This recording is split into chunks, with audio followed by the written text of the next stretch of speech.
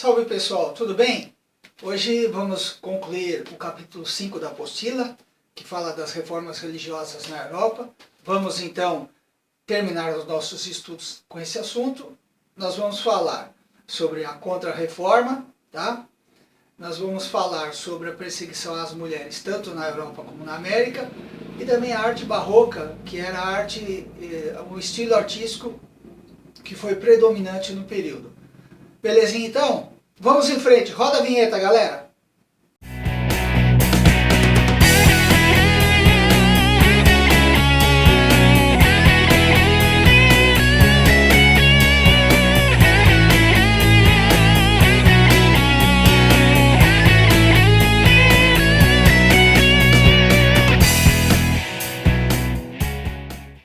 É isso aí, galera, voltamos. Vamos em frente lá. Capítulo 5, Reformas Religiosas, a gente viu no primeiro momento ali, na primeira videoaula, a Reforma Protestante, propriamente dita, liderada por Martinho Lutero, depois João Calvino e outros mais, certo? Mas a Igreja Católica, o que ela fez para resolver essa parada aí? Ela ficou olhando? Não. Ela reagiu. E no século XVI, o alto clero da Igreja Católica iniciou um movimento de reação às críticas que vinham sofrendo em função da Reforma Protestante.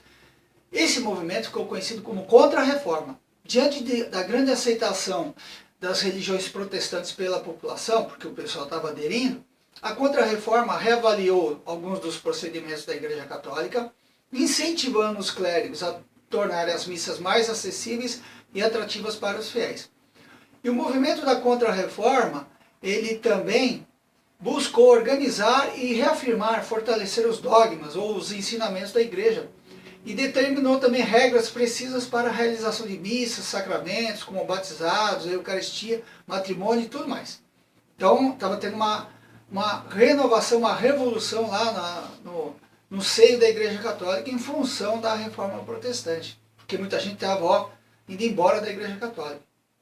A Contra-Reforma não aceitava o princípio protestante da livre interpretação da Bíblia. Por isso, determinou que apenas os clérigos católicos deveriam transmitir os ensinamentos aos fiéis de acordo com as normas da Igreja. A partir então de uma situação que ocorreu na cidade de Trento, na Itália, uma reunião que eles fizeram lá, entre os anos de 1545 e 1563, essas reuniões, conhecidas como Concílio de Trento, trataram sobre o tema central das críticas de Martinho Lutero, que foi o quê? A venda de indulgências, ou seja, o perdão de pecados. Você comprava o perdão de pecados para ir embora para o céu. E isso era o que a Igreja Católica, naquele momento, ensinava lá, e foi uma das maneiras da Igreja Católica ficar rica naquele momento ali. E o Conselho decidiu que as indulgências deveriam continuar sendo concedidas pela Igreja, porém sem vendê-las. Não mudou muita coisa não, tá? Vamos em frente, pessoal. Então, no contexto da Contra-Reforma ali, fortaleceu-se na época, na Europa lá, séculos XV e XVI, o Tribunal do Santo Ofício, conhecido também como Inquisição.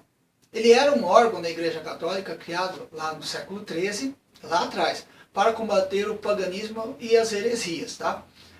Na página da sua apostila tem lá no vocabulário o que significa paganismo e heresias. Nos séculos XVI e XVII, principalmente em Portugal e na Espanha, a Inquisição foi usada pela Igreja para fazer o quê? Para acusar e condenar pessoas que não seguiam o catolicismo. E o Tribunal do Santo Ofício, aqui a Inquisição, aplicava métodos extremamente violentos, né? Torturas assim das mais cruéis, para fazer os caras confessarem seus pecados.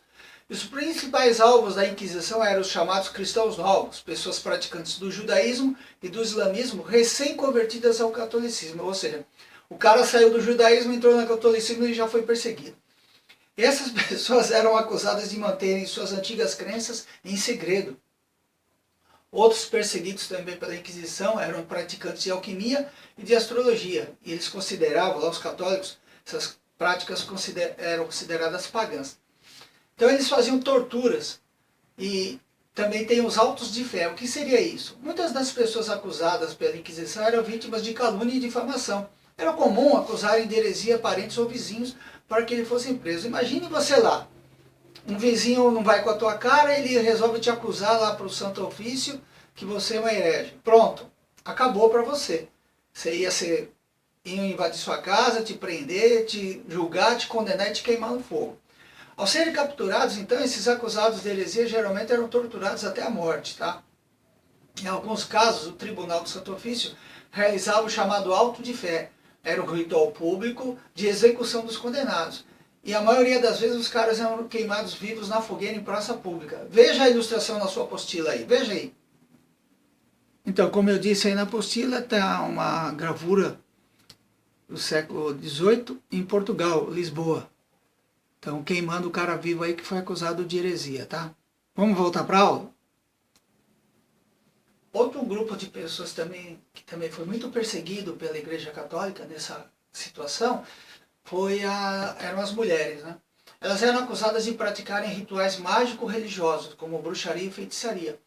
E naquela época a Europa sofria muito com guerras, fome e doenças. E muitos desses males eram atribuídos então a essas mulheres, tá? Uma grande injustiça, por sinal. Só que os protestantes também, eles perseguiam algumas pessoas. Houve intolerância religiosa por parte desses protestantes nas regiões onde eles dominavam, principalmente na Alemanha, que ocorreram perseguições a grupos religiosos que não aceitavam as regras da igreja protestante. E esses também, infelizmente, eram torturados e executados por não seguirem os dogmas da igreja protestante.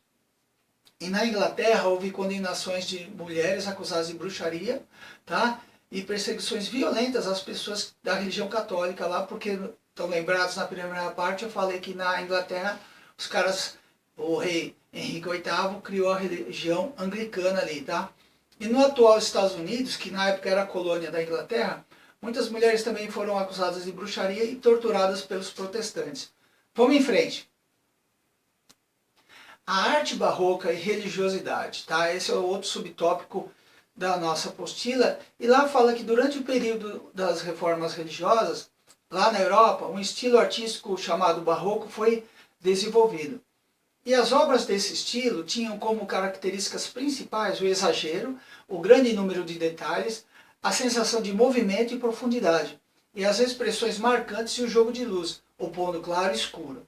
Essa dualidade, vivida pelos europeus nesse período, como conflito entre a fé e a razão, pode ser apontada como uma das responsáveis por essas particularidades do barroco. Agora, na página 314 da sua apostila, veja as ilustrações que tem lá. Então, como nós vimos na pintura barroca, tá? Você viu na página 317 da apostila, havia todas essas particularidades que eu mencionei. Mas também tem a escultura. E na arte barroca, ela foi caracterizada principalmente pela extrema dramaticidade e grandiosidade das obras. Tem um italiano que se chamava Gian Lorenzo Bernini, foi um dos mais importantes escultores barrocos.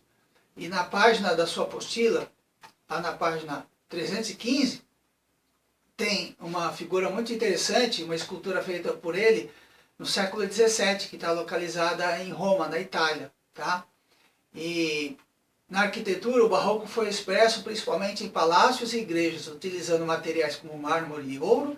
Esse estilo arquitetônico criou ambientes com muitos detalhes, transmitindo a sensação de riqueza e luxo. Tá? Dá uma olhada lá na página 315 da sua apostila, você vai ver essas figuras aí que eu mencionei.